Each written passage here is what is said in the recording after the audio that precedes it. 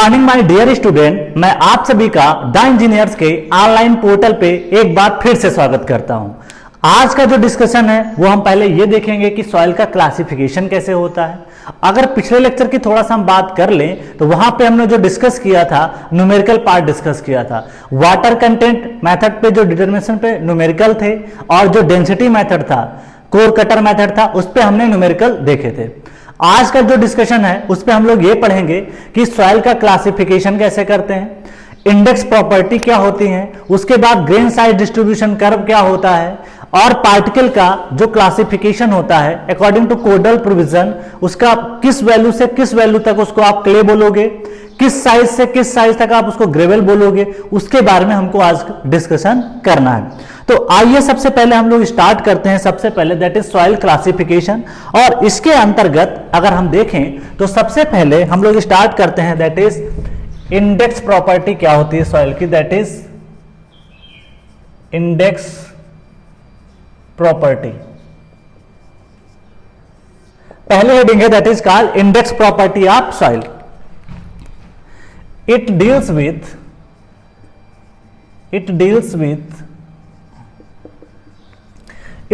with engineering behavior of soil, engineering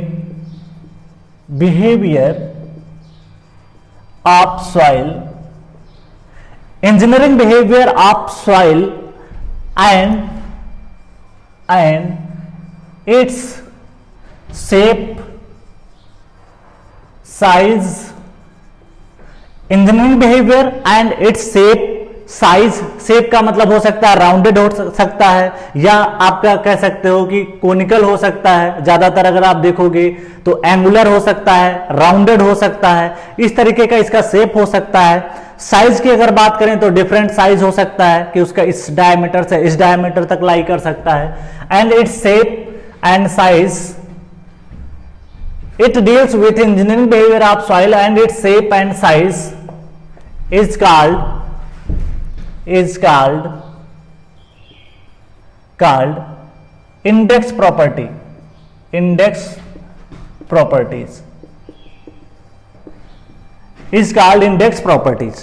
अब friends यहां पे अगर हम बात करें इंडेक्स प्रॉपर्टी में तो देखो दो तरीके से हम इसको डिफाइन कर सकते हैं। सबसे बड़ी चीज ये है कि जो इंडेक्स प्रॉपर्टी है इसमें यह डिसाइड करना जरूरी होता है कि जो सॉइल है वो कोर्स ग्रेन्ड है या फाइन ग्रेन्ड है। तो ऑन द बेसिस ऑफ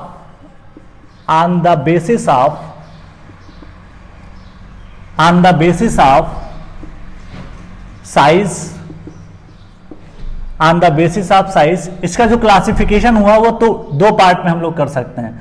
तो पहला जो पार्ट है वो दैट इज, अगर हम देखें,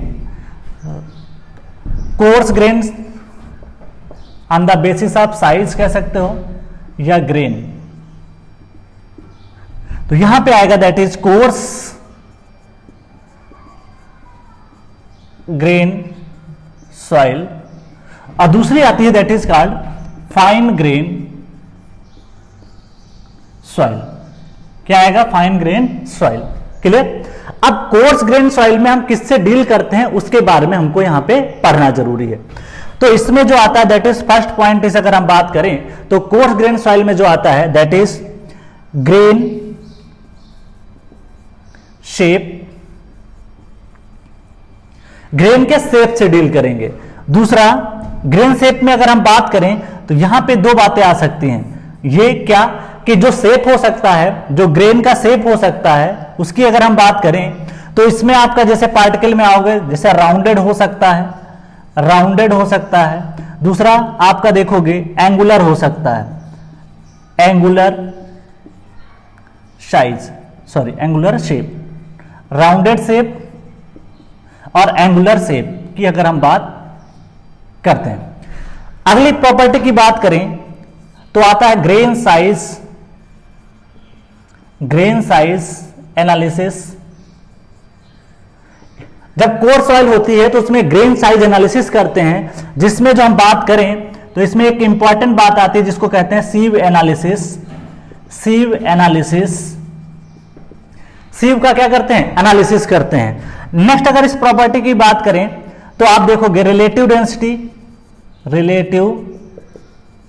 डेंसिटी ये कोर्स ग्रेन सॉइल की बात करते हैं। Relative density, that is relative density के बारे में हम लोग डिस्कस करेंगे अच्छे से।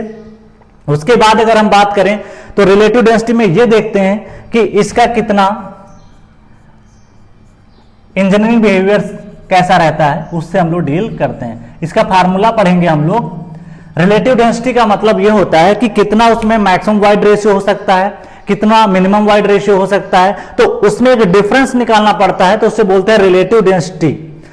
अब फ्रेंड्स हम लोग आते हैं यहां पे, दैट इज और जो फाइन ग्रेन सॉइल है deals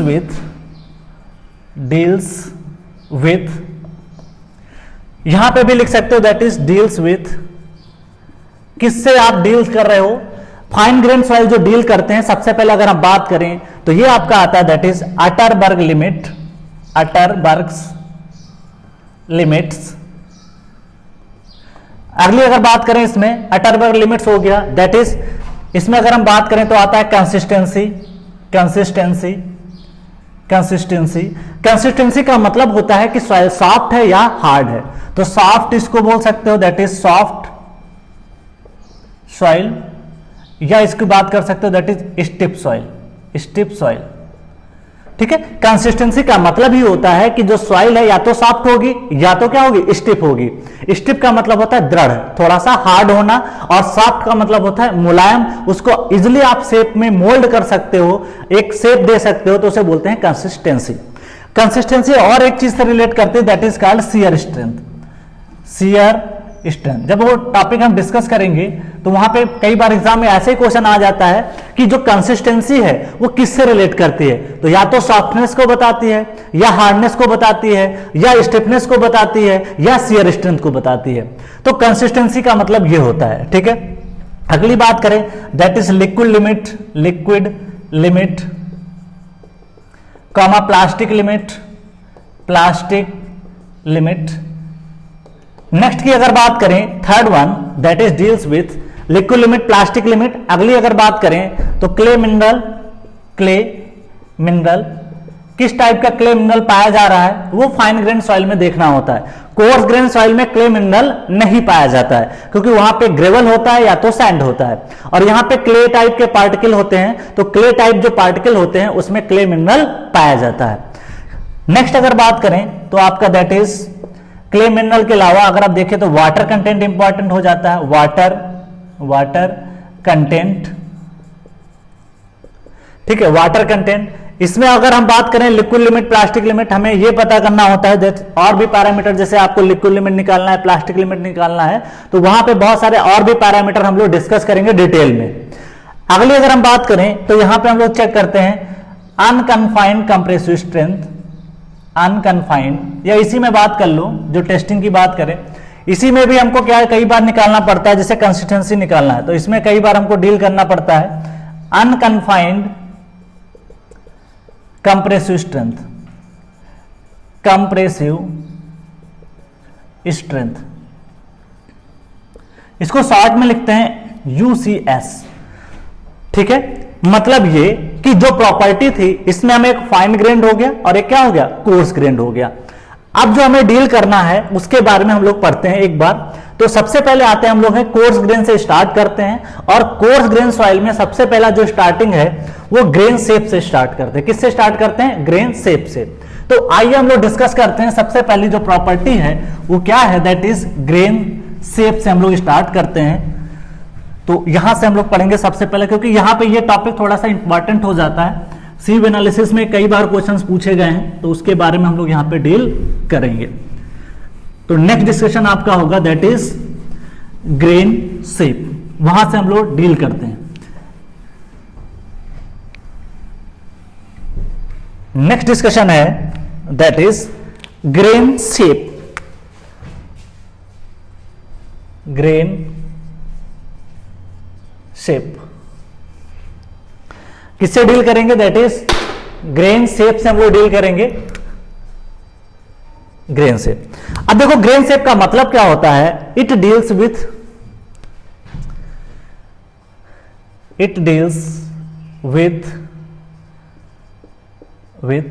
mechanical behaviour,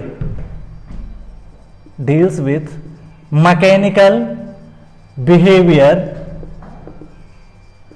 of soil like gravel comma sand. मतलब ये सॉइल के मैकेनिकल बिहेवियर पे डिपेंड करता है। मैकेनिकल का मतलब होता है कि जो पार्टिकल अपने वेट के कारण, उसका जो वेट होता है, ठीक है, और आपस में जो इंटरलॉकिंग होती है उसके कारण जो बिहेवियर होता है उसे बोलते हैं मैकेनिकल बिहेवियर। ठीक है, मैकेनिकल बिहेवियर लाइक ग्रेवल और सैंड में ऐसा हो सकता है। It deals with mechanical behaviour of soil like gravel and sand. अब बात करते ये हैं कि जो हमारा पार्टिकल है, तो यहां पे दो तरीके से क्लासिफिकेशन है। On the basis of shape, on the basis of shape classify into two part. Classify होते बहुत सारे टाइप के हैं, लेकिन मेजर अगर हम देखें तो टू टाइप के होते हैं। तो यहां पे अगर हम डील करें तो सबसे पहले अगर आता है दैट इज, सबसे पहले अगर हम देखें राउंडेड शेप, और सेकेंड वन इज आता है that is angular shape. Angular shape दो टाइप के यहां पे शेप होते हैं, जनरली मेजर की बात कर रहे हैं। इसके अलावा सब राउंडेड होता है और सब एंगुलर भी हो सकता है। सब का मतलब उसमें थोड़ा बहुत चेंज हो सकता है। अब बात करते हैं राउंडेड की। तो राउंडेड का मतलब अगर हम शेप की बात करें तो पहला जो राउंडेड शेप है वो कुछ इस तरीके से आप बनाओगे, दिस इज राउंडेड। ये जो पार्टिकल आप देख रहे हो, अगर दूसरा पार्टिकल हम बनाते हैं तो इसे क्या बोलते हैं, राउंडेड। एंगुलर की बात करें तो पार्टिकल आप देखोगे इस तरीके से बनेगा, दैट इज एंगुलर। इस तरीके से आप देखोगे दैट इज एंगुलर। इस तरीके से पार्टिकल देखोगे दैट इज एंगुलर। मतलब किसी एंगल पे डायमेंशन होना चाहिए, दैट इज कॉल्ड एंगुलर। अब बात करते हैं यहां पे राउंडेड जो रहता है। देखो राउंडेड की जो स्ट्रेंथ होती है, strength of rounded shape, strength of rounded shape is less as compare to किससे, एंगुलर शेप। ऐसा क्यों होता है, अभी रीजन आपको समझ में आ जाएगा। एंगुलर शेप, ठीक है।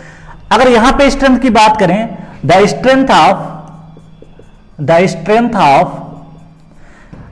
Of angular shape is greater than strength of angular shape is more than किससे, राउंडेड शेप। बिकॉज, क्यों ऐसा होता है, बिकॉज मैकेनिकल इंटरलॉकिंग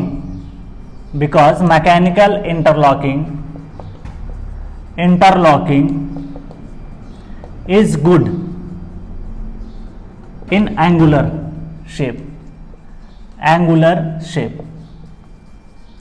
मतलब एंगुलर शेप का जो पार्टिकल रहेगा उसमें मैकेनिकल जो इंटरलॉकिंग होती है, क्या बात हो रही है यहां पे, दैट इज इंटरलॉकिंग का मतलब यह होता है कि जब आप एंगुलर साइज का पार्टिकल लोगे तो क्या होता है कि ये जो पार्टिकल आप देख रहे हो, मान लो कोई एक और पार्टिकल आ गया, suppose this is the particle, एक और एंगुलर टाइप का पार्टिकल है, दिस इज द पार्टिकल, एक और पार्टिकल आ गया दैट इज दिस, इस तरीके से आपका एंगुलर पार्टिकल आ गया। तो आपस में क्या होता है कि एंगल की वजह से इसमें वाइड रेशियो ज्यादा रहता है। जब वाइड रेशियो यहां पे ज्यादा रहता है तो मान लो एक बड़ा पार्टिकल है और एक छोटा पार्टिकल है, तो बड़े वाले पार्टिकल में छोटे वाले पार्टिकल क्या कर जाते हैं, इंटर कर जाते हैं, जिसकी वजह से इनकी इंटरलॉकिंग, इनकी जो बॉन्डिंग होती है बहुत अच्छी हो जाती है। तो इस वजह से इसकी जो शियर स्ट्रेंथ होती है वो हाई होती है। तो आप ध्यान रखिएगा, यहां पे स्ट्रेंथ की जगह पे कर दीजिएगा दैट इज शियर स्ट्रेंथ। यहां पे भी आप लिखिए दैट इज, यहां पे जो डील कर रहे हैं सॉइल में, देखो हमें जो डील करना है वो मेन होता है शियर स्ट्रेंथ। क्लियर। दूसरी बात करें, इसमें जो दूसरा पॉइंट आएगा, void ratio is more in angular shape. यहां पे वाइड रेशियो क्या होता है, मोर होता है एंगुलर शेप, ठीक है। तो यहां पे वाइड रेशियो क्या होता है, ज्यादा होता है। तो कई बार एग्जाम में ये क्वेश्चन आ जाएगा, बताइए, ये आपका बिल्डिंग मटेरियल का भी क्वेश्चन हो जाता है, सॉइल का भी क्वेश्चन हो जाता है, हाईवे का भी क्वेश्चन हो जाता है, क्योंकि देखिए वहां पे भी ये कई बार क्वेश्चन एग्जाम में बिल्डिंग मटेरियल में ये आ जाता है कि बताइए किस टाइप के पार्टिकल की स्ट्रेंथ ज्यादा होगी। तो आप देखोगे जो वेल ग्रेडेड होगा, जिसमें सभी प्रकार के पार्टिकल्स होते हैं, तो ऐसे की जो स्ट्रेंथ होती है वो ज्यादा आपकी होती है।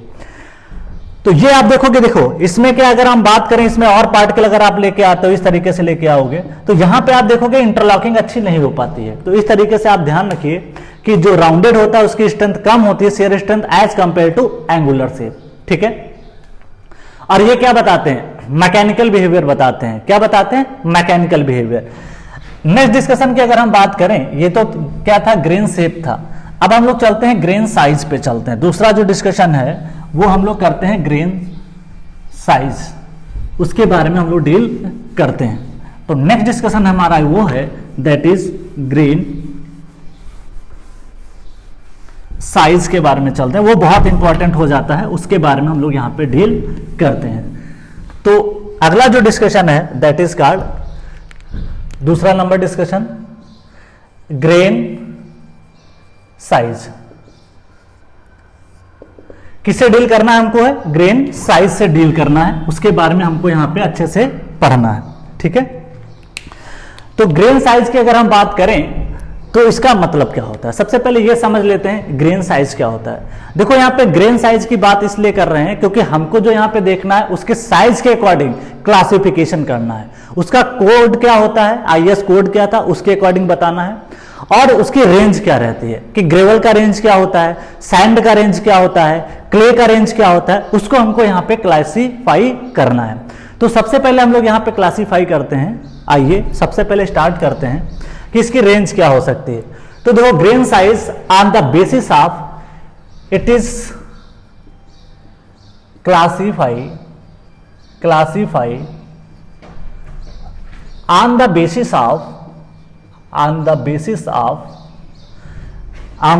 Of average size of particle, average size of particle. बहुत इंपॉर्टेंट है, कई बार एग्जाम में यही पूछ लेगा कि किस साइज के अकॉर्डिंग आप उसको क्लासिफाई करते हो।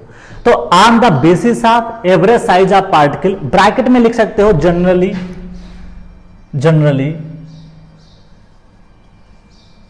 टेकन एज स्पेरिकल शेप,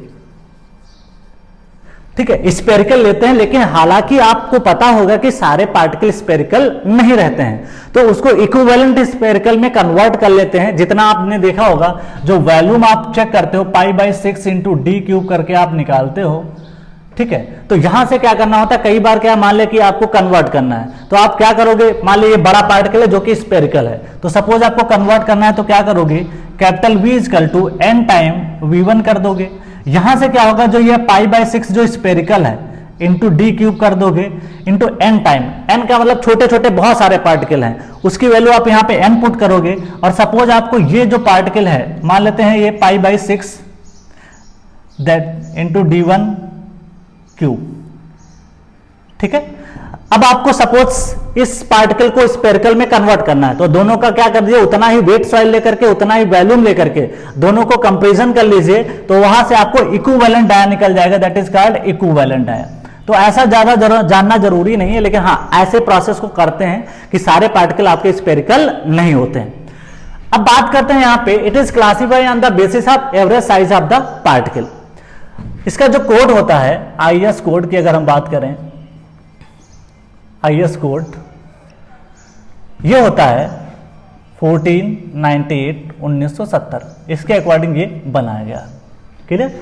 अब बात करते हैं इसके साइज की, कहां से किस वैल्यू तक इसको रेंज कराते हैं, वैल्यू कराते हैं। तो देखो पहला सबसे पहले जो पार्टिकल आ रहा है, मैं साइज का particle let size, average size of particle, let average size of particle D मान लेते हैं। क्या मान लेते हैं, डी मान लेते हैं। अब यहां पे जो क्लासिफाई हमको करना है वो ये कैसे बताना है कि इसकी वैल्यू क्या हो सकती है, उसके बारे में हमको डिस्कशन करना है। तो सबसे पहले हम लोग जो क्लासिफाई करेंगे वो ये करेंगे सबसे पहले हम देखें जो डायमीटर है, अगर मान लिया diameter is greater than 300 mm, average side particle अगर रहेगा, तो ऐसे पार्टिकल को बोलते हैं बोल्डर। क्या बोलते हैं? बोल्डर। बोल्डर इतने बड़े बड़े पत्थर होते हैं, 300 mm मतलब 30 सेंटीमीटर, और 30 सेंटीमीटर लगभग इतना होता है, ठीक है। तो इसका मतलब इतना बड़ा जो पत्थर रहेगा उसे क्या बोलोगे? बोल्डर बोलोगे। नेक्स्ट अगर हम बात करें तो जो पार्टिकल है वो 300 से क्या हो, दैट इज पार्टिकल 300 से के बीच में लाई करे, दैट इज अगर हम देखें अगला जो पार्टिकल है वो आपका लाई कर रहा है 82, दैट इज 80 से तो ज्यादा हो लेकिन 300 से क्या हो, कम हो, तो ऐसे पार्टिकल को क्या बोलते हैं? That is called cobble. क्या बोलते हैं? कोबल। ठीक है, कोबल। अब देख लीजिए 80 से इसके बीच में है, मतलब पार्टिकल इतना बड़ा रह जाएगा, तो ऐसे पार्टिकल को क्या बोलते हैं? कोबल बोलते हैं। नेक्स्ट अगर हम बात करें, नेक्स्ट डिस्कशन है वो ये आता है कि सबसे पहले हमको यहां पे ये देखना है कि अगला पार्टिकल क्या हो सकता है। तो अगला जो पार्टिकल है वो हम ये डिस्कस करेंगे कि पार्टिकल का रेंज कहां से कहां तक लाई कर सकता है। तो 80 से ज्यादा वाला वैल्यू हो गया। अब मुझे जो डिसाइड करना है वो ग्रेवल क्या हो सकता है। तो यहां पे साइज अगर आप देखोगे तो 4.75 से mm से क्या हो, ज्यादा हो, और 80 से कम हो, 80 mm से, तो ऐसे पार्टिकल को क्या बोलते हैं? That is called gravel. क्या बोलते हैं? ग्रेवल। नेक्स्ट अगर बात करें, अब जो पार्टिकल का साइज आता है दैट इज, ये जो साइज है ये आपका लेस देन 4.75 mm हो, लेकिन डाया यहां पे 75 माइक्रोन से क्या हो, ज्यादा हो, तो ऐसे पार्टिकल को क्या बोलते हैं? That is called sand. क्या बोलते हैं? सैंड। मतलब कि जो डाया आप एवरेज साइज ऑफ पार्टिकल है वो 4.75 mm से क्या हो, आपका छोटा हो, और 75 माइक्रोन से जो ज्यादा हो, ऐसे पार्टिकल को क्या बोलते हैं? That is called sand soil. ठीक है, सैंडी जिसको बालू बोलते हो आप। नेक्स्ट अगर हम बात करें जो आता है वो आप देखोगे, अब इसके बीच में लाई कराना, तो डी आपने यहां पे कर दिया, दैट इज 75 माइक्रोन। इस तरीके से आप लिख सकते हो। क्लियर? अब यहां पे बात आती है कि ये पार्टिकल का रेंज कहां से कहां लाई करना चाहिए। तो आप देखोगे ये 2 माइक्रोन आपका साइज रहता है, तो 2 माइक्रोन से ज्यादा और 75 माइक्रोन से क्या हो, कम हो, तो ऐसे पार्टिकल को बोलते हैं दैट इज कॉल्ड सिल्ट। क्या बोलते हैं? सिल्ट। अगली बात आती है, लास्ट पॉइंट इसका इंपॉर्टेंट है कि जो डाया है वो अगर लेस देन 2 माइक्रोन हो जाता है तो ऐसे पार्टिकल को क्या बोलते हैं? That is called clay. तो आप देख सकते हो इस तरीके से भी कई बार क्वेश्चन एग्जाम में बन जाते हैं कि किस वैल्यू को किस में डिसाइड करते हैं। अब देखो यहाँ पे सैंड का भी क्लासिफिकेशन होता है, लेकिन इंपॉर्टेंट नहीं है। यहाँ पे सैंड का 3 प्रकार से क्लासिफिकेशन होता है। एक होती है कोर्स सैंड होती है, कोर्स सैंड होती है, मीडियम सैंड होती है, मीडियम सैंड, कहते हैं मोटी बालू दे दो, ऐसा भी आता है कई बार, कहते हैं मोटी बालू चाहिए, महीन बालू चाहिए, मीडियम बालू चाहिए।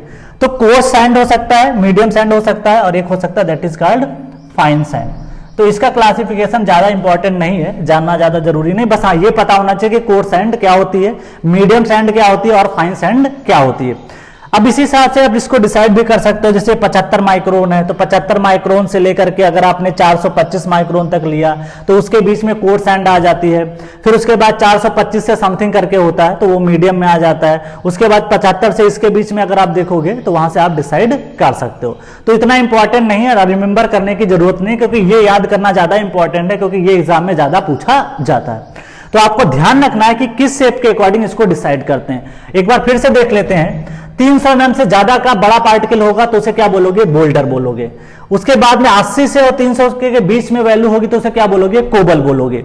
उसके बाद में 4.7 से जो डाया हो बड़ा हो, लेकिन 80 से क्या हो? छोटा हो, तो इसमें क्या होता है? ग्रेवल होता है। ग्रेवल में भी 3 प्रकार के क्लासिफिकेशन होते हैं। उसमें आपका कोर्स ग्रेवल आएगा, फाइन ग्रेवल आएगा, और आपका मीडियम ग्रेवल आएगा। लेकिन नहीं, उसके बीच में नहीं जाना है, क्योंकि इतना इंपॉर्टेंट नहीं है, और रिमेंबर करना थोड़ा सा टिपिकल हो जाता है। लेकिन ये वैल्यू आपको रिमेंबर होंगी तो आपके सारे क्वेश्चंस निकल जाएंगे।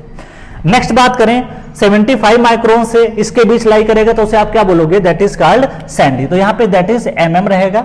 फिर 2 माइक्रोन से ज्यादा पार्टिकल हो लेकिन 75 माइक्रोन से छोटा पार्टिकल तो उसे क्या बोलोगे? सिल्ट बोलोगे। और जो पार्टिकल 2 माइक्रोन से कम होता है ऐसे पार्टिकल को क्ले पार्टिकल बोलते हैं। क्या बोलते हैं? Clay particle. तो इस तरीके से आपने देखा कि जो IS 1498 1974 है, इस तरीके से आप याद रख सकते हो। एक खास बात ये 1498, अगर आप देखो तो डेट एक इंपॉर्टेंट है। सबसे पहले वास्को डिगामा जो है 1498 में आया था कालीकट बंदरगाह पे। तो उस तरीके से डेट को आप रिमेंबर कर सकते हो। अब बात करते हैं यहाँ पे फ्रेंड्स, अगला जो डिस्कशन है उस पर हम लोग डिस्कस करते हैं कि और भी क्लासिफिकेशन कैसे हम लोग कर सकते हैं उसको देखते हैं। तो सॉइल दो तरीके की हो गई, कोर्स ग्रेन सॉइल और फाइन ग्रेन सॉइल। इसमें भी दो तरीके से क्लासिफिकेशन हम लोग कर सकते हैं, उसके बारे में हम लोग डील करते हैं। लास्ट में हम लोग डील करेंगे रिलेटिव डेंसिटीज का जो टॉपिक है उसको उसके साथ ऐड कर लेंगे, लेकिन सबसे पहले इसका जो साइज के अकॉर्डिंग कर्व वगैरह बनता है उसको हम लोग डील करेंगे यहाँ पे। दैट इज इंपॉर्टेंट, बहुत ज्यादा इंपॉर्टेंट है क्योंकि एग्जाम में क्वेश्चन उससे पूछे जाते हैं। तो इस तरीके से हम लोग इसको डील करते हैं। ये इंपॉर्टेंट है चैप्टर क्योंकि इसमें जो है मैक्सिमम क्वेश्चन आप जेई लेवल पे देखोगे वो पूछे गए हैं। तो इस तरीके से हमको पढ़ना है यहाँ पे। That is this. अब यहाँ पे एक चीज और है, क्लासिफाई करते हैं सबसे पहले। That is on the basis of method, the basis of method, on the basis of method. मान लिया इस पे बात करते हैं, दैट इज दो तरीके के मेथड्स हो सकते हैं, कोर्स ग्रेन्ड सॉइल, दूसरा हो जाता है that is fine grain soil. Coarse grain soil और फाइन ग्रेन सॉइल। यहां पे अगर हम देखें तो यहां पे analyzed by, that is analyzed by, इसको एनालिसिस करते हैं, डील्स विथ या एनालाइज बाय सीव एनालिसिस या सीव, इसको क्या बोल सकते हो, सीव। सीव का मतलब चलनी होता है जिससे हम लोग इसको एनालिसिस करते हैं, एनालिसिस बाय सीव। और ये जो एनालिसिस होता है एनालाइज बाय सेडिमेंटेशन। सेडिमेंटेशन आप जानते होंगे कि पार्टिकल का अपने वेट के कारण सेटल होना, that is called sedimentation. Analysis bye sedimentation, इसमें अगर आप डील करोगे तो यहां पे दो तरीके से हो सकते हैं। सेडिमेंटेशन हम लोग क्यों करते हैं, इसमें देखो एक आता है दैट इज पीपेट मेथड। एक क्या होता है, पीपेट मेथड बोलते हैं, और एक होता है हाइड्रोमीटर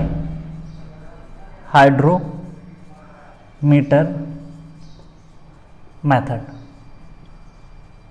क्या होता है, हाइड्रोमीटर मेथड। इसको बहुत अच्छे से हम लोग डील करेंगे जब वो फाइन ग्रेन का टॉपिक आएगा, वहां पे डील करेंगे। तो मतलब अगर सॉइल फाइन ग्रेन सॉइल है, जैसे लाइक सिल्ट है, क्ले है, बहुत छोटे पार्टिकल हैं जिनको आप यहां कोर्स ग्रेन सॉइल में एनालिसिस सीव से नहीं कर पाओगे, तो ऐसे मेथड्स को क्या हम लोग करते हैं। हाँ, एक खास बात और कि कोर्स ग्रेन सॉइल को हम लोग विजुलाइज भी कर सकते हैं, विजुलाइज। अगर पार्टिकल बड़ा होगा तो उसको विजुलाइज भी कर सकते हो, उससे देख के बता सकते हो कि पार्टिकल कोर्स ग्रेन है या फाइन ग्रेन सॉइल है। लेकिन फाइन ग्रेन सॉइल में अगर आप आते हो तो वहां पे पार्टिकल जब बहुत छोटा हो जाता है, जिसको आप नेक्ड आई से नहीं देख सकते, मतलब बिना आंख से आप नॉर्मली देखते हो ऐसे नहीं देख सकते, तो ऐसे एनालिसिस को आपको इससे करना पड़ेगा, दैट इज पीपेट मेथड, और या इसको हाइड्रोमीटर मेथड बोलते हैं। अब हम लोग चलते हैं, अगला जो टॉपिक है सबसे पहले हम लोग डील करते हैं सीव एनालिसिस। बहुत इंपॉर्टेंट है, उसके बारे में हम लोग यहां पे अच्छे से पढ़ते हैं। अब हम लोग डिस्कस करते हैं यहां पे सीव एनालिसिस। सबसे पहले चलते हैं दैट इज सीव एनालिसिस। यहां पे डील करेंगे दैट इज सीव एनालिसिस। अगर हम बात करें तो सीव एनालिसिस में सबसे पहले दो पार्ट में डिवाइड करेंगे। यहां पे भी दो पार्ट आ जाते हैं, that is course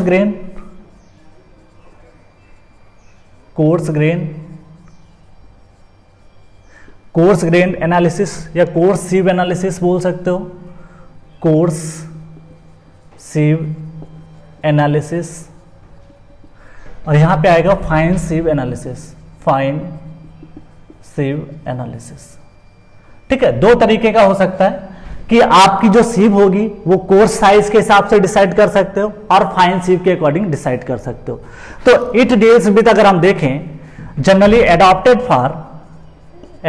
for gravel. किसके लिए लेते हैं, दैट इज ग्रेवल के लिए लेते हैं। और जो ये अडॉप्टेड करते हैं, अडॉप्टेड फॉर शैंड, ठीक है, इस तरीके से हम लोग एनालिसिस करते हैं। और जो ये एनालिसिस करते हैं हम लोग हैं, इसमें दो चीजें से आ सकते हैं कि इसमें जो एनालिसिस किया जाता है, खास बात यह है कि ऑलवेज ड्राई एनालिसिस करते हैं। क्या करते हैं? Dry analysis. मतलब इसमें जो पार्टिकल होता है उसको ड्राई रखा जाता है, फिर हम लोग सीव एनालिसिस करते हैं। तो आप देखोगे जो ग्रेवल का पार्टिकल रहेगा तो उसके केस में आपको क्या करना है? दैट इज ड्राई करना है। और यहां पे जो करना है दैट इज, अगर आप देखोगे बोथ दैट इज ड्राई और वेट मेथड अडॉप्टेड, ठीक है। बहुत ड्राई और वेट आप अडॉप्ट कर सकते हो। मतलब यहां पे जो सैंपल होगा उसमें या तो ड्राई कंडीशन भी ले सकते हो और वेट कंडीशन भी ले सकते हो। वेट इसलिए लेते हैं, कई बार क्या होता है जो छोटे पार्टिकल होते हैं जो सीव से नहीं जा सकते, तो वैसे पार्टिकल क्या होते हैं कि अपने वेट के कारण कई बार सेटल हो जाते हैं, तो उससे हम लोग क्या करते हैं? उसके वेट को मेजर कर लेते हैं।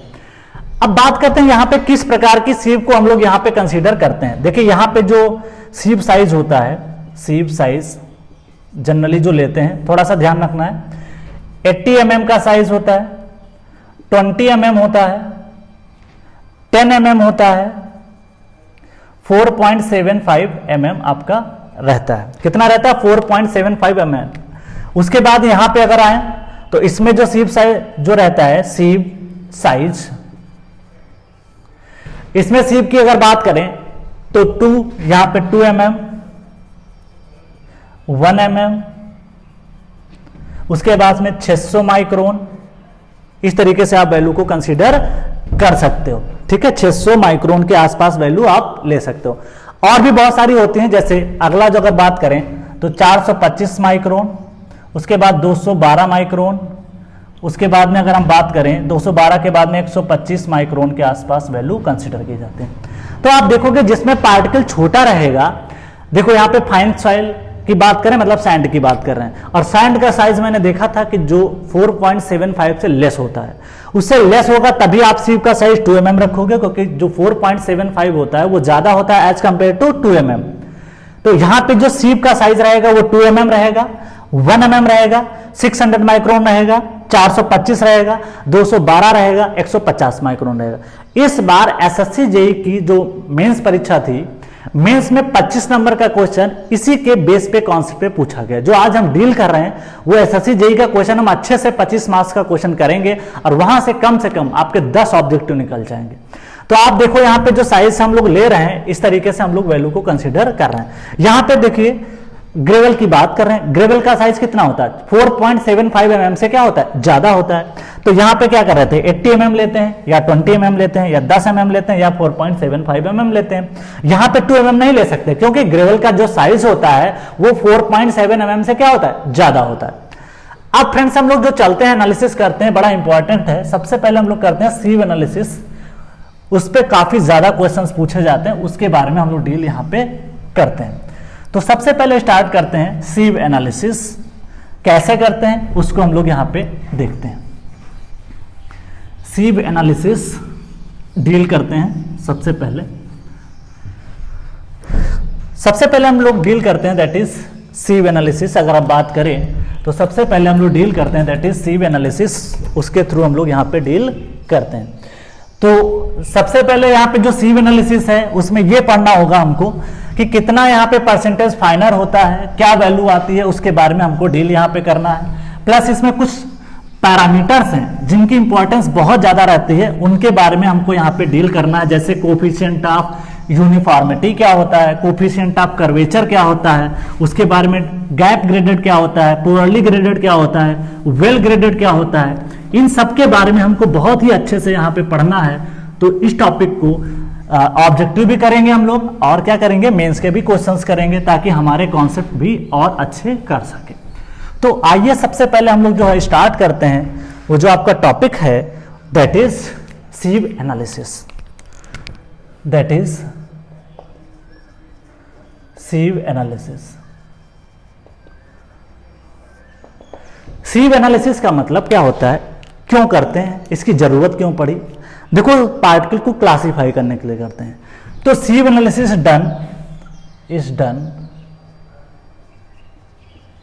is done to classify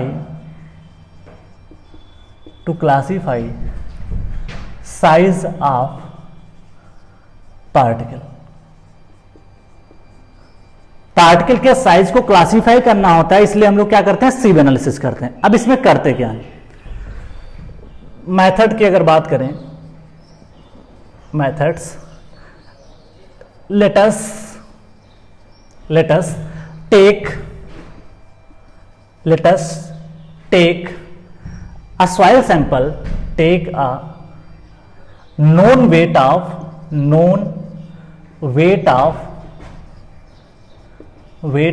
soil sample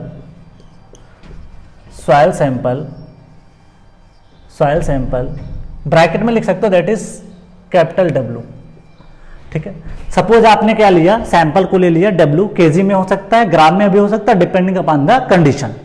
क्या किया, it let's take a known weight of soil sample, आपने ले लिया, then arrange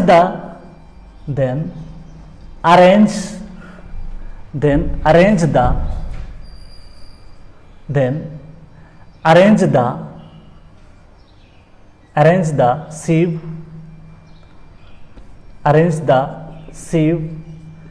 in descending order,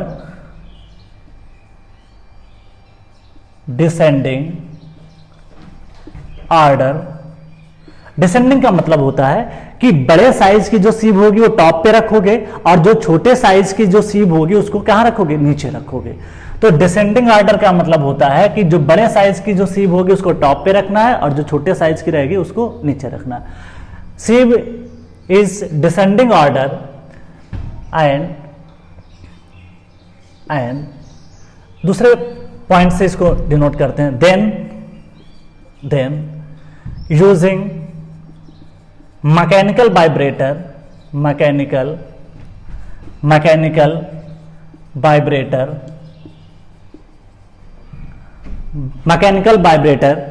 to shake, ठीक है, वाइब्रेशन कराते हैं उसको सीव्स को, टू शेक फॉर 10 मिनट्स। ठीक है, 10 मिनट्स के लिए ऐसा करते हैं, 10 भी हो सकता है, और लगभग अप्रॉक्सीमेट 10 मिनट्स के लिए हम लोग जनरली यूज करते हैं। फिर क्या करते हैं हम लोग, then denote the weight retained on each sieve, मतलब प्रत्येक सीव पे कितना वेट रिटेन्ड किया उसको हम लोग यहां पे देखते हैं।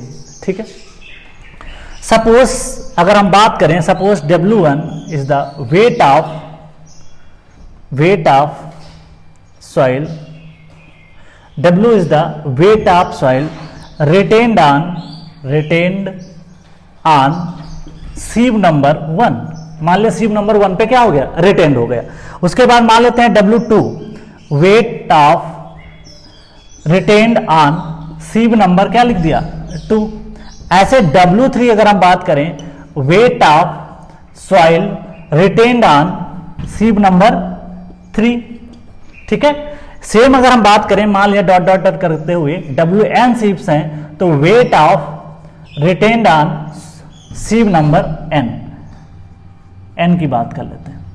ठीक है, बहुत सारी अरेंज है, मैंने आपको बताया था कि इसका जो शेप है, साइज है, उसका मैंने बताया था कि सबसे पहले अगर हम बात कर लें तो यहां पे हमने क्या देखा था कि सबसे पहले हमने देखा था कि 80 mm की हो सकती है। ठीक है, उसके बाद 20 mm था, उसके बाद 10 mm था, उसके बाद 4.7 mm की हमने सीव यहां पे ली थी।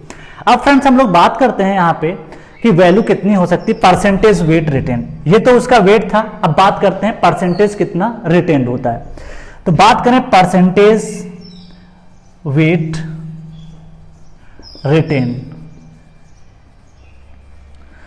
Wait retained on that sieve, जिस सीव की जरूरत है उस पर कितना वेट रिटेन्ड हुआ, upon that is divide by total soil sample weight, total soil sample weight into 100।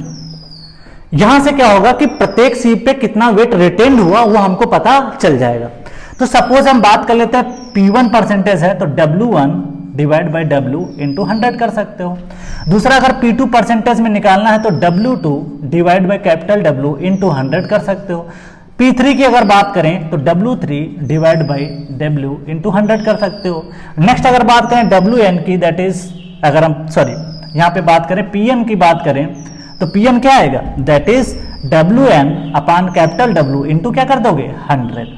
मतलब लास्ट वाली जो सीप है उसको N बोल रहे हैं, जिस पे कितना वेट रिटेन्ड हुआ। कैसे निकालोगे कि जिस सीप की जरूरत हो, जिस सीप की आपकी सीप रहेगी उसका आप वेट डिनोट कर लीजिए। सपोज मैंने 1 kg सैंपल लिया था और सपोज पहली वाली सीप पे आपको मान लिया 10 ग्राम सॉइल मिल गई, तो 10 से यहां पे डिवाइड लिखोगे, उसके बाद टोटल कितना है 1 kg। 1 kg मतलब 1000 ग्राम, तो आप निकाल लोगे 10 बटे 1000 इंटू 100 कर दोगे तो आपको क्या मिल जाएगा, परसेंटेज मिल जाएगा। ऐसे दूसरी सीप पे देखोगे कितना रिटेंड किया है, उस तरीके से हम लोग इसको अरेंज करते हैं। अब बात करते हैं हम लोग यहाँ पे कि वैल्यू कैसे हमको कंसीडर किया जाए, कैसे इसको अरेंज करते हैं, उस तरीके से हम लोग थोड़ा सा देखते हैं।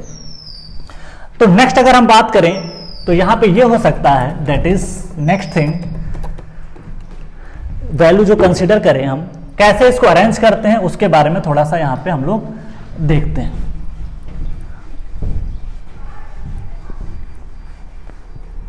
डिसेंडिंग ऑर्डर में हमको रखना है तो उसी हिसाब से हमको यहां पे ध्यान देना पड़ेगा। सपोज आपको मैंने क्या बताया, यहां पे एक चीज ये बताई थी कि डिसेंडिंग ऑर्डर में रखना। कैसे रखना है, डिसेंडिंग ऑर्डर में।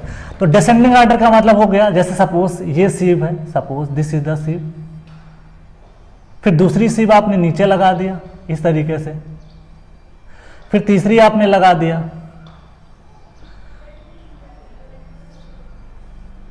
ऐसे चौथी लगा दिया, बहुत सारी हो सकती है डिपेंडिंग अपॉन द कंडीशन। इस तरीके से आप इसको लगा सकते हो।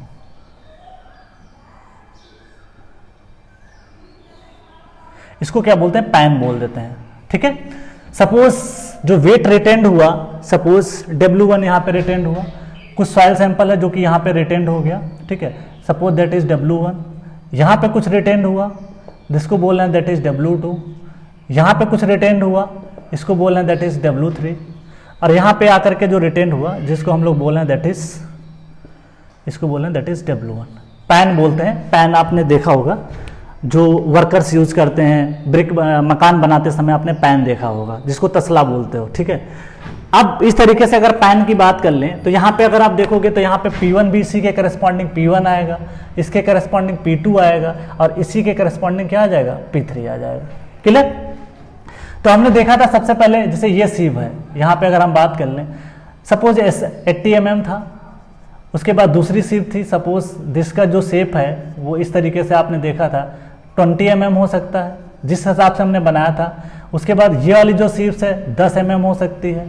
उसके बाद जो ये वाली सीप्स है, सपोज दिस इज 4.75 mm, ठीक है। उसके बाद में आप ये देखोगे दैट इज 2 mm। उसके बाद ये 1 mm, जो मैंने बताया था उसी हिसाब से मैं लगा रहा हूँ, दैट इज 1 mm के बाद में हमारे पास आता था दैट इज 600 माइक्रोन। उसके बाद हमने देखा था यहाँ पे 425 माइक्रोन। उसके बाद में फिर हमने देखा था यहाँ पे कितना आता था, दैट इज 212 माइक्रोन, और फिर लास्ट में आकर के आपका वैल्यू दैट इज 150 माइक्रोन। आप पैन को नीचे ऐड कर दीजिए ताकि पैन सबसे नीचे रहता है, दैट इज पैन, इसको पैन बोलते हैं। तो आप देखोगे कि इसको अरेंज कर लेते हैं कैसे, डिसेंडिंग ऑर्डर में। देखिए इसका साइज क्या है, बड़ा है, इसका कम है, इसके बाद इसका उससे कम है, तो इस तरीके से आप डिसेंडिंग ऑर्डर में ले लोगे। सब पे वेट रिटेंड होगा, सपोज यहाँ कुछ रिटेंड हुआ, यहाँ पे कुछ और रिटेंड हुआ, यहाँ पे कुछ और रिटेंड हुआ, सब पे रिटेंड होगा कुछ ना कुछ। क्लियर। रिटेंड भी होगा, कुछ पास भी होगा, यहाँ पे भी पास होगा। अगर आप देखोगे तो कुछ ना कुछ क्या होगा, पास होगा। यहाँ पे भी क्या होगा, पास हो जाएगा, यहाँ पे भी क्या होगा, पास होगा। तो आप देखोगे हर कहीं पे जमा भी होगा और हर कहीं पे पास भी होगा। तो दोनों चीजें यहाँ पे क्या चल रही है, प्रोसेस में चल रही है। अब आपको यहाँ पे बहुत ही इंपॉर्टेंट चीज समझनी है, that is percentage finer. Percentage finer के अलावा एक बात और देख लेते हैं, cumulative retained, cumulative cumulative percentage retained, ये भी इंपॉर्टेंट है। क्यूमुलेटिव एरर आपने पढ़ा होगा सर्वे में, आपने कैसे पढ़ा था, एक एरर आती थी, दूसरे में जुड़ जाती थी, तीसरी चौथे में, चौथी पांचवें में जुड़ जाती थी। सेम यहां पे होगा। अगर हम बात करें तो पहला क्यूमुलेटिव में अगर हम बात करें दैट इज P1, दूसरे की अगर बात करें तो आएगा that is P2 plus P1, तीसरे की अगर बात करें तो दैट इज अगर आप देखोगे P3 plus P2 plus P1, fourth की बात करें तो इसी प्रकार से P4 P3 plus P2 plus क्या आएगा, P1 आएगा। ठीक है, अब उसके बाद लास्ट में डॉट डॉट करते जाए that is Pn plus Pn minus 1 plus Pn minus 2, ऐसे करके आप लिख सकते हो। ठीक है, तो ये लास्ट वाले की हम लोग बात कर रहे हैं, दैट इज कॉल्ड nth वाले की बात कर रहे हैं। तो ये परसेंटेज क्या हुआ, क्यूमुलेटिव परसेंट हुआ। क्यूमुलेटिव का मतलब होता है कि उसको जोड़ना, अगली वाली वैल्यू में अगले को जोड़ना। सपोज इस पे कितना आया, उसके बाद इस वाली शिफ्ट की बात करें तो P1 आया। क्यूमुलेटिव का मतलब होता है पिछला वाला अगले में जोड़ देना, अगला वाला इसमें जोड़ देना, इस तरीके से इसको क्या बोलते हैं, क्यूमुलेटिव बोलते हैं। बहुत इंपॉर्टेंट है। अब परसेंटेज फाइनर की बात करते हैं।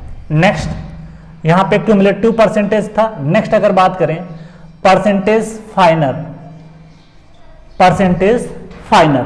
तो परसेंटेज फाइनर की अगर बात करें तो यहां पे निकल के आता है दैट इज, इसको हम डिनोट करते हैं n, यहां पे इसको डिनोट कर लेते हैं that is C1 C2 C3 C4 that is Cn, इसको क्यूमुलेटिव से डिनोट कर रहे हैं। अब परसेंटेज फाइनर की अगर बात करें, परसेंटेज फाइनर इसको डिनोट कर रहे हैं दैट इज कैपिटल N से। किसे डिनोट कर रहे हैं, कैपिटल N से। तो N इक्वल टू अगर हम बात करें N1, तो अगर N1 देखोगे तो आपका वैल्यू जो आएगा वो आएगा that is C1 minus P1 that is N2 C2 minus P2, इस तरीके से आप निकाल सकते हो। ठीक है, परसेंटेज फाइनर का मतलब अभी आपको समझ में आ जाएगा, N3 that is C3 minus P3 और उसके बाद में NN that is Cn minus Pn। ठीक है, अब यहां पे क्या करना है हमको है कि परसेंटेज फाइनर का मतलब होता है कि ऐसे पार्टिकल जो क्यूमुलेटिव परसेंटेज आया फाइनर का, ऐसे पार्टिकल जो यहां से पास कर जा रहे हैं। ठीक है, पास कौन करेगा, जितना आपका टोटल आया उसमें से क्या करिए, आप वैल्यू को क्या कर दीजिए, सब्ट्रैक्ट कर दीजिए। तो इस तरीके से आप उसको निकाल सकते हो। तो नेक्स्ट अगर हम बात करें यहां पे तो ये आ सकता है दैट इज, नेक्स्ट अगर हम बात करें तो अगर वैल्यू को कंसीडर करें तो इसमें वैल्यू जब आप लोगे तो पैरामीटर्स को अगर आप देखोगे तो इसमें जो हम कर्व को डिफाइन करेंगे वो वैल्यू कितनी हो सकती है उसके बारे में हम लोग यहाँ पे पढ़ेंगे। तो यहाँ पे आप देख सकते हो कि जो वैल्यू कंसीडर कर रहे हैं उसमें आप वैल्यू ले सकते हो। यहाँ पे अगर C1 C2 की जगह पे अगर हम 100 से इसको ले लें तो ज्यादा बेटर रहेगा, क्योंकि 100 से ज्यादा ले लेंगे तो ज्यादा अच्छा रहेगा।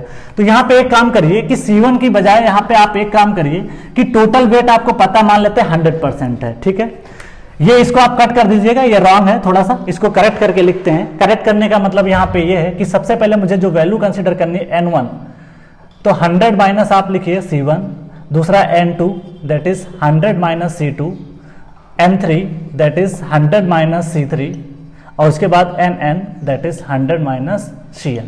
इस तरीके से आप वैल्यू को कंसीडर कर सकते हो, या इसको यहाँ पे कैपिटल N कर सकते हो।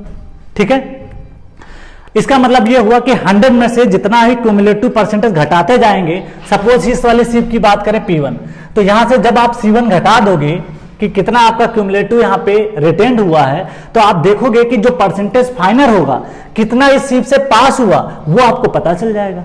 तो जो पास हुआ वही पार्टिकल क्या होता है, फाइनर होता है। जो छोटा पार्टिकल होगा वो पास कर जाएगा, जो बड़ा पार्टिकल होगा शिफ्ट की साइज से, जो बड़ा पार्टिकल होगा वो उसके ऊपर रिटेंड हो जाएगा, और जिस साइज का पार्टिकल शिफ्ट की साइज से छोटा होगा वो पास कर जाएगा। तो हमें यहाँ पे क्या देखना था, परसेंटेज फाइनर।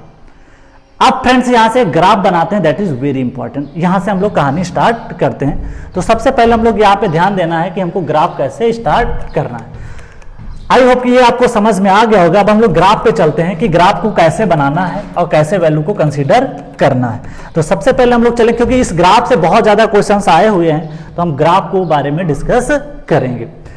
तो यहां पे ध्यान दीजिएगा कि हमको अब जो डिस्कस करना है वो ग्राफ के बारे में डिस्कस करना है। ये एक मैनुअल प्रोसेस होता है, लेकिन इसको समझ जाओगे तो फिर आपकी क्लैरिटी आ जाएगी, क्योंकि इस बार का जो क्वेश्चन था एसएससी जेईई में, वो क्वेश्चन 25 मार्क्स में पूछा गया, और जिसको ये कॉन्सेप्ट नहीं पता होगा बेसिक फंडा क्या होता है, तो आप उसको कर नहीं पाओगे, गलत कर दोगे। इसलिए ध्यान देना आपको है कि जो बेसिक फंडा है वो आपको क्लियर होना चाहिए। तो इस तरीके से हमको ध्यान रखना जरूरी हो जाता है। तो अब हम लोग ग्रेन साइज डिस्ट्रीब्यूशन कर्व के बारे में बात करने जा रहे हैं। इससे जो डेटा हमको मिला उससे हम लोग पढ़ेंगे ग्रेन साइज डिस्ट्रीब्यूशन कर्व। क्या पढ़ेंगे? Grain size distribution curve. तो नेक्स्ट डिस्कशन हमारा है grain size distribution curve, that is grain size distribution curve. बहुत इंपॉर्टेंट है ग्रेन साइज डिस्ट्रीब्यूशन कर्व। ये ग्रेन साइज डिस्ट्रीब्यूशन जो कर्व है, इट इज प्लॉटेड बिटवीन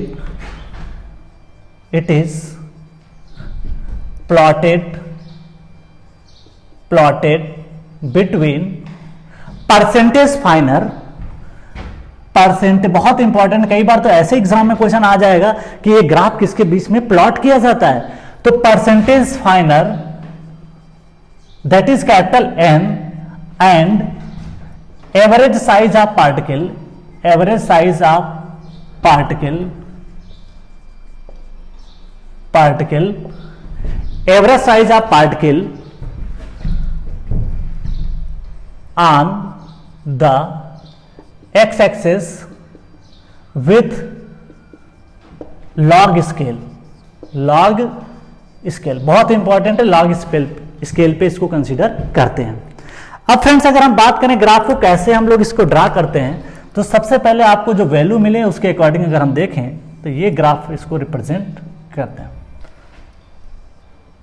ठीक है, दो चीजें हमको लेना है, एक ये बात कि यहां पे जो स्केल है ध्यान दीजिएगा, this is the log scale. क्या स्केल है? लॉग स्केल है। लॉग क्यों लिया गया उसका भी मैं रीजन अभी बताता हूं। दूसरा यहां पे परसेंटेज फाइनर, जिसको हमने डिनोट किया दैट इज कैपिटल एम से। वाई एक्सेस पे किसको रखना है? That is percentage finer, that is on Y axis, Y axis पे आपको रखना है। और जो पार्टिकल का एवरेज साइज ऑफ पार्टिकल है वो कहां पे रखना है? एक्स एक्सेस पे रखना है। और जो स्केल होनी चाहिए वो आपकी कैसी होनी चाहिए? Log scale. यहां पे बात करें तो ये नॉर्मल स्केल है, दैट इज नॉर्मल स्केल। ठीक है, अब फ्रेंड्स यहां पे एक बात ये करते हैं कि हमने इसको जो लॉग स्केल क्यों लिया, क्योंकि यहां पे जो पार्टिकल्स अवेलेबल रहते हैं सैंपल में वो डिफरेंट साइज के पार्टिकल रहते हैं। कोई पार्टिकल बहुत ही छोटा होगा और कोई भी पार्टिकल हो सकता है बहुत ही बड़ा हो। तो सब प्रकार के जब पार्टिकल रहते हैं तो इस हिसाब से हमको क्या करना पड़ता है कि लॉग पे वैल्यू ले लेते हैं, ताकि आपका कैलकुलेशन और ग्राफ पे जो प्लॉटिंग है वो आसान हो जाती है।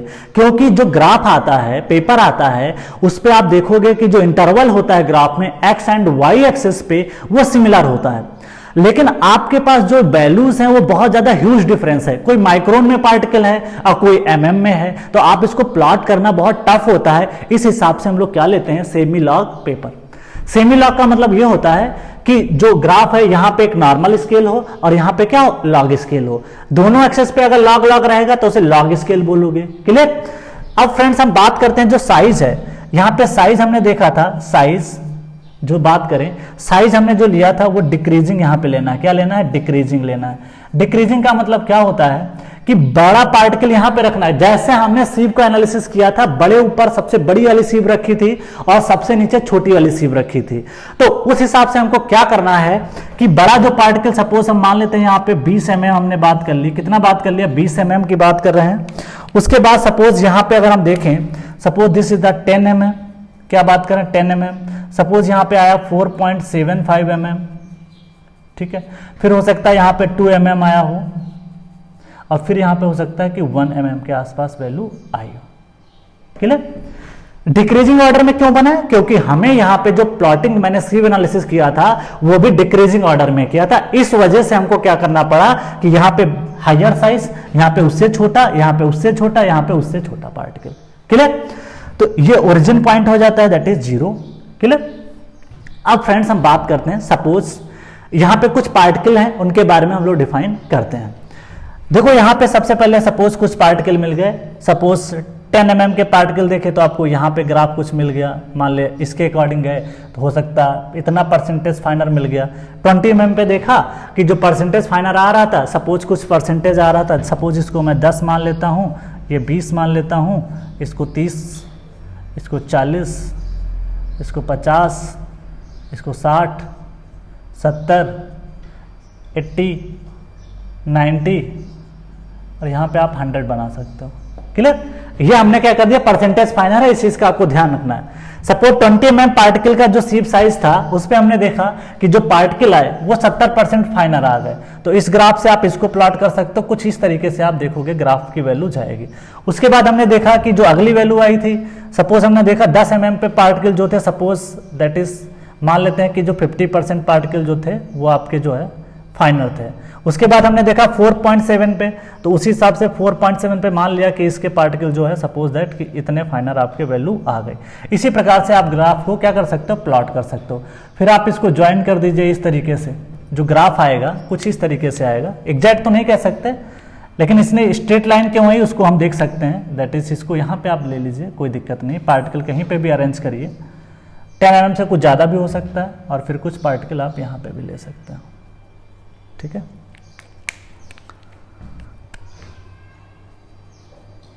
ये वैल्यू आप यहाँ पे कंसीडर कर सकते हो।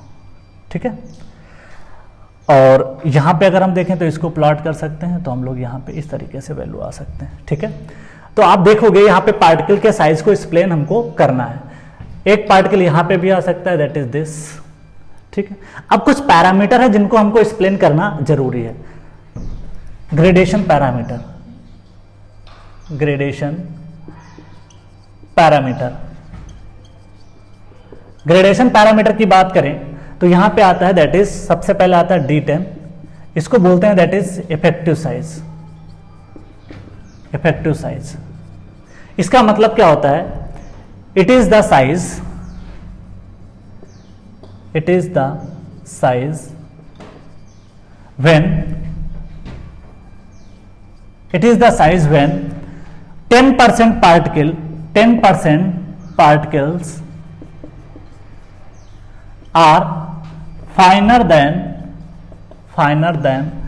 this size। ये मतलब होता है इसका। बहुत बार एग्जाम में पूछा गया है SSCJE में कि D10 का मतलब क्या होता है। तो सबसे इंपॉर्टेंट बात यहां पे ध्यान रखना, that is effective size. It is the size when 10% particles are finer than this size. इसका मतलब यह हुआ 10% पार्टिकल ऐसे हैं जो कि आपके D10 से भी क्या है, छोटे हैं। फाइनर का मतलब क्या होता है, छोटे। Finer than this size, this size का मतलब यहां पे है that is D10।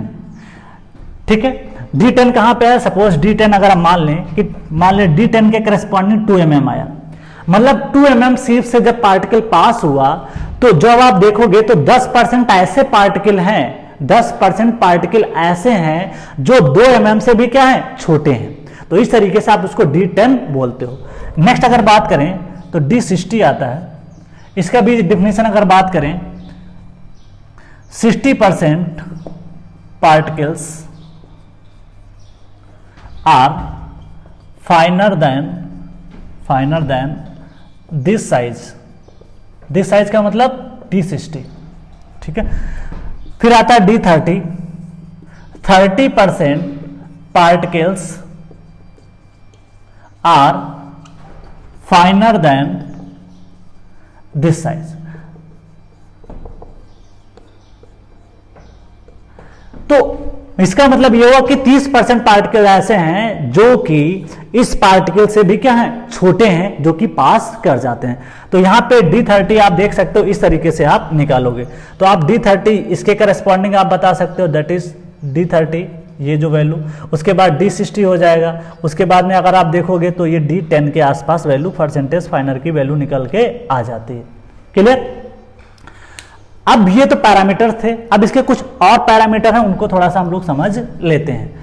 Next parameter की अगर बात करें तो कुछ इसके खास जो टर्मिनोलॉजी आती है ग्रेडेशन पैरामीटर, उनके बारे में हम लोग डिस्कस करते हैं। जो नेक्स्ट डिस्कशन है वो हम लोग करते हैं ग्रेडेशन पैरामीटर्स के बारे में डिस्कस करते हैं। तो जो नेक्स्ट डिस्कशन है that is gradation parameter, that is very important, बहुत बार पूछा गया है, उसके बारे में हमको ध्यान देना जरूरी है। नेक्स्ट है दैट इज ग्रेडेशन पैरामीटर, बहुत इंपॉर्टेंट है, that is gradation parameter. Gradation parameter जैसे कौन कौन से हो सकते हैं, दैट इज एक CU है और एक क्या है, दैट इज CC। पहले की अगर बात करें दैट इज CU, इसको बोलते हैं कोफिशिएंट ऑफ यूनिफॉर्मिटी। क्या बोलते हैं, कोफिशिएंट ऑफ यूनिफॉर्मिटी, बहुत इंपॉर्टेंट है। Coefficient of uniformity, you suffix है इसलिए इसका नाम पड़ गया यूनिफॉर्मिटी। पहला पॉइंट की अगर बात करें, it deals with range of, देखो जो ग्रेडेशन पैरामीटर हैं वो जो कर्व होता है उससे डील कर रहे हैं। जो भी हमारा यहाँ पे कर्व बना, ये तो देखो हमने लॉग स्केल ले लिया, अगर लॉग स्केल ना लेते तो हो सकता है कि ये ग्राफ जो आप देख रहे हो वो कुछ इस तरीके से आता, थोड़ा सा कर्वेचर रहता है अगर लॉग स्केल नहीं लोगे। तो it deals with range of particles. दूसरी की बात करें, it deals with non uniformity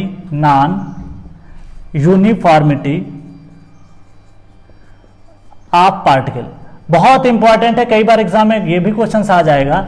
ये एक पार्टिकल की रेंज बताता है, जो कोफिशिएंट ऑफ यूनिफॉर्मिटी है CU, ये बताता है कि इसकी रेंज कितनी हो सकती है पार्टिकल की, यहां से यहां तक हो सकता है कि इसकी रेंज यहां से यहां तक हो सकती है, उस चीज को ये बताता है। दूसरी बात, it deals with non uniformity of the particle. Non uniformity का मतलब यह है कि पार्टिकल कितना यूनिफॉर्म है और कितना नॉन यूनिफॉर्म है। अगर हम इसको देखें, third one, mathematically CU is equal to D60 upon D10। It is the ratio of, mathematically अगर देखें तो it is the ratio of D60 upon D10 होता है। मतलब यहां पे 60% particle are finer than this size upon 10% particle are finer than this size. तो ये दो चीजों का क्या होता है, रेशियो होता है। अब अगर हम बात कर लें जो पैरामीटर्स हैं उससे डिसाइड करते हैं CU की वैल्यू क्या हो सकती है। सपोज रेंज की बात करें, CU अगर लेस देन 2 है तो इसे बोलते हैं यूनिफॉर्म साइज। जो सॉइल सैंपल है कैसा है, यूनिफॉर्म साइज है। अब फ्रेंड्स हम लोग कुछ इसके और पैरामीटर्स को डिस्कस करते हैं, कोफिशिएंट ऑफ, दैट इज जो पैरामीटर्स हैं उनके बारे में और डिस्कस करते हैं, that is coefficient of curvature का डिस्कशन करते हैं। किसका डिस्कशन करते हैं, कोफिशिएंट ऑफ कर्वेचर का। तो उसके बारे में हम लोग यहाँ पे डील करेंगे, क्या प्रॉपर्टी हो सकती है उसके बारे में यहाँ पे ध्यान देना है। तो नेक्स्ट डिस्कशन हमारा है that is coefficient of curvature. किसकी बात करने जा रहे हैं, that is coefficient of curvature. Second one is coefficient of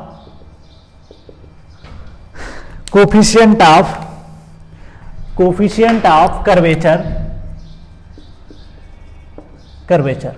इसको डिनोट करते हैं CC से। किससे डिनोट करते हैं, CC से। खास बात इसकी है, deals with smoothness of curve. मतलब जो कर्व हम बना रहे थे, अभी जो ग्राफ में हमने डिसाइड किया था कुछ इस तरीके से बन रहा था, ये कर्व कितना स्मूथ जाएगा उसकी प्रॉपर्टी डिसाइड करती है, that is CC, coefficient of curvature. Curvature का मतलब है कहां पे ये कर्व ज्यादा आएगा, कहां पे कर्व कम आएगा। अगर बात करें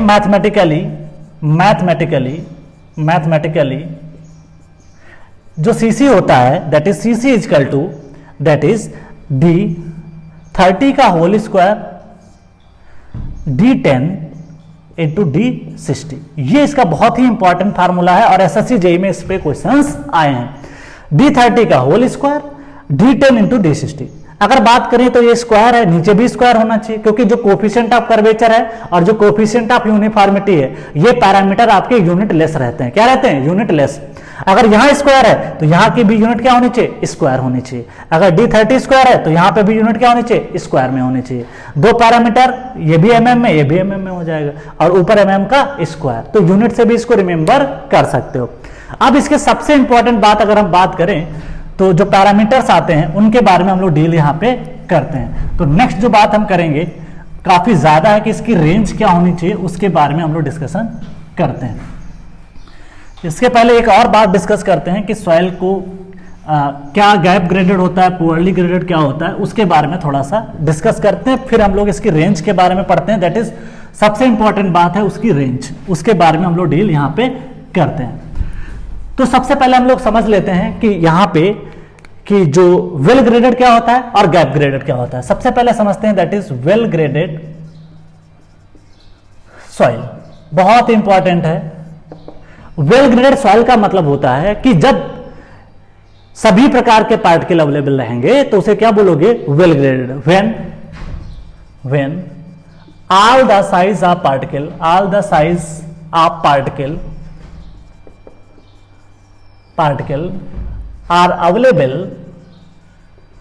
available, it is called as well graded soil। क्या बोलोगे, वेल ग्रेडेड। डिफिनीशन में पूछ सकता है। दूसरी बात अगर हम बात करें, वेल ग्रेडेड के बाद होता है पुअरली ग्रेडेड। किसकी बात करते हैं, poorly graded soil. Poorly graded की अगर बात करें तो यहां पे दो तरीके से आ सकते हैं। पुअरली ग्रेडेड में जो आता है दैट इज, एक और आता है that is gap graded. Gap graded का मतलब होता है व्हेन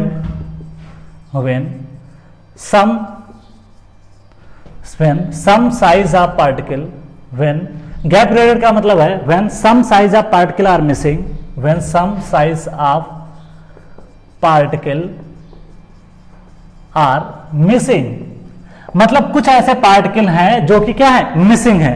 दूसरी अगर बात करें तो यहां पे एक आता है यूनिफॉर्म ग्रेड। इसको भी जो क्लासिफाई किया गया, ध्यान दीजिएगा, कई बार एग्जाम में ऐसा क्वेश्चन आ जाएगा कि ये बताइए कि यूनिफॉर्म जो ग्रेड है क्या इसको हम लोग वेल ग्रेडेड मान सकते हैं, नहीं मान सकते हैं। पुअरली ग्रेडेड सॉइल को हम लोग मानते हैं दैट इज यूनिफॉर्म ग्रेड। ऐसा क्यों, क्योंकि इसमें क्या होता है, when same size of particle available, यहां पे सम लिखा है, यहां पे ध्यान दीजिएगा, when some size of particle are missing, कुछ ऐसे पार्टिकल हैं जो मिस हैं उस साइज के, तब उसे बोलोगे दैट इज गैप ग्रेडेड। और व्हेन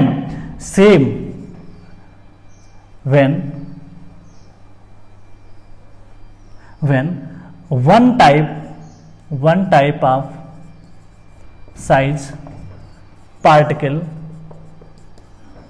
are available, क्या है, available.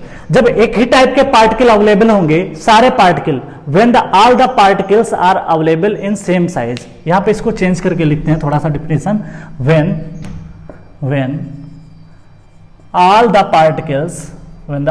particles are in same size, अगर सेम साइज के रहेंगे तो उसे क्या बोलोगे, यूनिफॉर्म ग्रेड। अब इस चीज को हम लोग थोड़ा सा ग्राफिकल समझ लेते हैं। कैसे, ग्राफिकल की अगर बात करें तो इसको डिनोट करते हैं। अभी हमने ग्राफ समझा था क्या, कि इधर लेते हैं average size of particle, average size decreasing order में था एवरेज साइज, और यहां पे लेते थे परसेंटेज फाइनर। क्लियर। अब कुछ मैं ग्राफ बनाता हूं, वहां से कई बार क्वेश्चन एग्जाम में आ जाता है। देखो सबसे पहले अगर मैंने ग्राफ बनाया, suppose this is the graph, इसको मैं मान लेता हूं दैट इज ए कर्व। उसके बाद मैंने दूसरा कर्व बनाया, इसका मतलब ये हुआ कि मैंने एक कर्व और बना दिया दैट इज 2, इसको मैंने नाम दे दिया दैट इज बी। क्या दे दिया, बी। अब बात करते हैं नेक्स्ट हम बना रहे हैं दैट इज कुछ ग्राफ इस तरीके से हमने बना दिया, इस तरीके से, इसका नाम दे दिया दैट इज सी। और एक ग्राफ और बना दिया, इसको अगर हम यहां पे प्लॉट करें, सपोज दैट जो मैं ग्राफ है इसको कहीं यहां पे प्लॉट कर दे रहा हूं दैट इज इस तरीके से, और इसको नाम दे दिया दैट इज डी। समझिएगा, अभी यहां पे जो क्लासिफिकेशन था उसमें हमने ये देखा था, सपोज यहां पे 75 माइक्रोन है, ठीक है। तो इधर का जो सॉइल रहेगा वो कोर्स में आएगा, course soil, coarse grain soil, और यहां पे आएगा that is fine grain soil, क्योंकि मैंने बताया था कि जो साइज है इधर बढ़ता है और इधर क्या रहता है, कम रहता है, तो फाइन ग्रेन सॉइल, ठीक है। अब बात करते हैं, यहाँ पे एक कर्व और बनाते हैं, यहाँ पे मैं डिनोट करके बना रहा हूँ, बहुत छोटा सा डायग्राम बनाऊंगा, आप समझ लीजिएगा। सपोज ये कर्व है, दैट इज इस तरीके से हम बना रहे हैं, और यहाँ पे ऐसे करके और कुछ इस तरीके से, ये कांस्टेंट लाइन है, क्या है कांस्टेंट, इसको ई से डिनोट करते हैं, दैट इज ई। क्लियर? अभी आपको क्लियरिटी आ जाएगी। देखो ए पहला जाता, that is A and B, A and B is of same grade soil, same grade क्यों? क्योंकि इसका जो कर्वेचर है और इसका जो कर्वेचर है वो सेम दिख रहा है, स्लोप भी एक तरीके का सेम है, इसलिए इसको क्या बोल रहे हैं, सेम ग्रेड की बात कर रहे हैं। A and B is same grade of soil, ठीक है। आल्सो वेल ग्रेडेड सॉइल, ऐसा क्यों बोला अभी समझ में आ जाएगा। वेल ग्रेडेड सॉइल इसलिए बोलते हैं क्योंकि इसने क्या किया, कर्वेचर में maximum area of the curve cover कर लिया है। जब कोई कर्व यहां से लगा करके यहां तक लास्ट तक कवर करेगा सारे पार्टिकल को, या उसके बीच का एरिया अंडर द कर्व ज्यादा आएगा, तो इसका मतलब है सभी प्रकार के पार्टिकल अवेलेबल हैं। जब सभी प्रकार के पार्टिकल अवेलेबल होते हैं तो ऐसे सॉइल को क्या बोलते हैं, वेल ग्रेडेड। तो कई बार अगर एग्जाम में ऐसा क्वेश्चन बना देता है कि ग्राफिकल से कैसे समझना है, तो आप देखोगे कि किसके बीच का एरिया अंडर द कर्व ज्यादा हो सकता है। नेक्स्ट अगर बात करें तो यहां पे हम बात करें सी की अगर बात करें तो जो सी कर्व है, देखिए यहां पे कोर्स ग्रेन सॉइल है, लेकिन ये जो सॉइल है आप देखोगे इसकी जो रेंज है बहुत कम है। आप इसके से यहां से पार्टिकल सिर्फ यहां तक आएगा, तो ऐसे पार्टिकल को जब बोलोगे दैट इज पुअरली ग्रेडेड आप course soil, coarse grain soil of poorly graded. ध्यान देना बहुत जरूरी है यहाँ पे, पुअरली ग्रेडेड इसलिए क्योंकि इसका जो रेंज है पार्टिकल का, एक ही साइज के पार्टिकल बहुत ज्यादा यहाँ पे रहे होंगे तभी जाकर के ये कर्व बना। सपोज ये साइज सीप का जो साइज है, सपोज ये दिस इज द साइज, मान लेते हैं 20 mm, तो 20 mm के आसपास बहुत ज्यादा पार्टिकल मिले, इसका मतलब एक ही साइज के पार्टिकल जब ज्यादा मिलते हैं तो ऐसे सॉइल को क्या बोलते हैं, पुअरली ग्रेडेड या यूनिफॉर्म ग्रेड। नेक्स्ट अगर बात करें तो that is D, that is fine grain soil. यहां पे देखिए आपके पास डी कर्व है, तो D curve fine grain soil of poorly graded, बहुत इंपॉर्टेंट है poorly graded. Clear? Poorly graded क्योंकि एक ही साइज के पार्टिकल, देखो यहां से जो रेंज है यहां तक बहुत कम रेंज है। आप देखोगे कि यहां पे सपोज 2 mm है, तो 2 mm के आसपास बहुत ज्यादा पार्टिकल मिलते हैं, तो उसे क्या बोलते हो, पुअरली ग्रेडेड। नेक्स्ट अगर बात करें ई ग्राफ, देखिए यहां से लगा करके यहां तक, अगर इस ग्राफ को यहां पे हम प्लॉट करें थोड़ा सा डॉट डॉट करके, तो इसके बीच में देखोगे पार्टिकल की कोई भी वैल्यू नहीं मिली। अगर कोई वैल्यू मिली होती तो परसेंटेज फाइनल चेंज हुआ होता, कुछ कर्व ऊपर नीचे जाता, लेकिन इससे और इसके बीच में जो कर्व है वो कांस्टेंट है। इसका मतलब इसे बोलते हैं दैट इज गैप ग्रेडेड। क्या बोलते हैं, गैप ग्रेडेड पार्टिकल। क्या बोलते हैं, गैप ग्रेडेड पार्टिकल। अब इस तरीके से एग्जाम में अगर क्वेश्चन आ जाता है तो आप आराम से बना सकते हो। अब सबसे लास्ट में हम लोग सबसे इंपॉर्टेंट बात करने जा रहे हैं, दैट इज वेरी इंपॉर्टेंट, उसके बारे में हम लोग डिस्कस करते हैं और कहानी इस चैप्टर की हम लोग खत्म करते हैं, ताकि ये आपका जो कोर्स ग्रेन सॉइल है उसको कैसे समझा जाए, दैट इज वेरी इंपॉर्टेंट। ठीक है, तो अब हम लोग जो डिस्कस करेंगे कि जो सैंड रहती है उसके केस में वैल्यू कितना लेना है, और जो ग्रेवल रहता है उसके केस में वैल्यू को कंसीडर कितना करना है। नेक्स्ट अगर हम बात करें तो सबसे पहले हम बात करते हैं दैट इज फॉर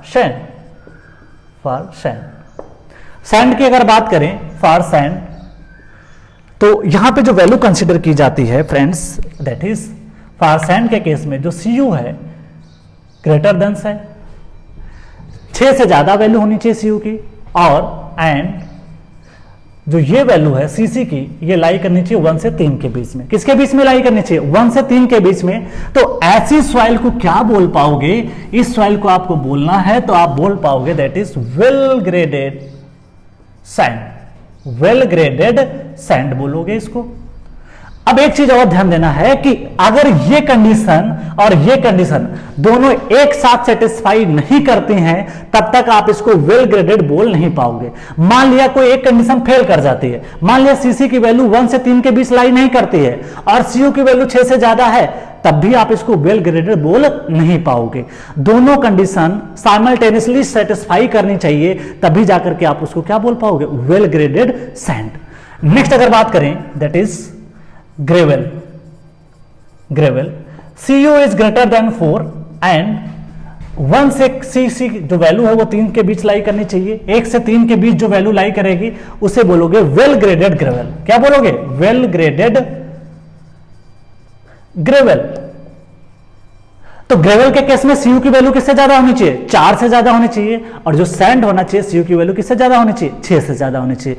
और Cc दोनों में देखो कॉमन है, यहां पे भी क्या है, कॉमन है। एक खास बात और, तीसरा point, if 1 to Cc condition is not satisfied, condition is not satisfied, बहुत इंपॉर्टेंट है satisfied, then it is called condition is not satisfied या not। अगर Cc की value in the range of 1 to 3 नहीं लाई करती है, अगर Cc की वैल्यू 1 से 3 के बीच नहीं लाई करती है तो is not satisfied, then it is called poorly graded. बहुत इंपॉर्टेंट है पुअरली ग्रेडेड। क्या बोल पाओगे इसको, पुअरली ग्रेडेड। अब लास्ट एंड फाइनल पॉइंट क्या, जो Cu है लेस देन अगर 2 रहेगा तो इसे बोलोगे uniform grade, uniform grade soil. क्या बोलोगे, यूनिफॉर्म ग्रेड सॉइल। अगर मान लिया Cu इक्वल टू 1 आ जाता है तो वेरी यूनिफॉर्म हो जाता है, हाईली यूनिफॉर्म। क्या बोल पाओगे इसको, highly uniform grade soil, grade soil. तो इस तरीके से आप इस चैप्टर में देख सकते हो कि सारे पैरामीटर्स आपके कंसीडर हो जाते हैं और आप इसको इस तरीके से रिमेंबर भी कर सकते हो। तो जो पैरामीटर्स हैं, coefficient of uniformity, coefficient of something, आप इस तरीके से वैल्यू को कंसीडर कर सकते हो। और एक चीज यहाँ पे ध्यान देना यह है कि जो यहाँ पे हम लिख रहे थे D60 greater than D30 greater than D10, इस चीज को याद रखिएगा, ठीक है। D60 की वैल्यू ज्यादा होगी, ग्राफ से हमने पहले देखा था, ग्राफ में भी जाकर के आप देख सकते हो कि D60 is greater than D30 greater than D10। तो आप देख सकते हो ये सारे पैरामीटर्स इस तरीके से आप कंसीडर कर सकते हो। तो ये बहुत ज्यादा इंपॉर्टेंट है, SSC में कई बार पूछा गया है, IES में भी पूछा गया, गेट में भी पूछा गया है। और इसके बेसिक फंडा जो हमने पढ़े इस पे हम लोग न्यूमेरिकल करेंगे और आप देखोगे न्यूमेरिकल करने के बाद में आपकी जो अंडरस्टैंडिंग है वो काफी ज्यादा अच्छी हो जाएगी। तो आज के लिए फ्रेंड्स इतना ही हम लोग पढ़ते हैं। Thank you all of you and happy learning.